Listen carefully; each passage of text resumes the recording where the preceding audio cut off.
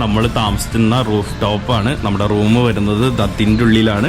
വല്ലവരും ജയ്പൂർ വരുന്നുണ്ടെങ്കിൽ ഇവിടേക്ക് വന്നോളൂ. കിടിലൻ ആംബിയൻസും കൂടിയാണ്. വൃത്തിയുള്ള സ്ഥലം നോക്കുകയാണെങ്കിൽ ഇവിടെ വന്നോ, അടിപൊളിയാണ്. റെയിൽവേ സ്റ്റേഷനിൽ ഒരു 15 മിനിറ്റിന്റെ യാത്രയുള്ള ഇവിടേക്ക്. ഇത് പെയ്ഡ് പ്രൊമോഷനോ ഒന്നുമല്ല, ഞാൻ താമസിച്ച കാരണമുണ്ട്, എന്റെ അനുഭവം കാരണമുണ്ട് ഞാൻ പറഞ്ഞതാ. ചെടികൾക്കൊക്കെ രാവിലെ തന്നെ അവള് തന്നെ വെള്ളം ഒഴിക്കുന്നു.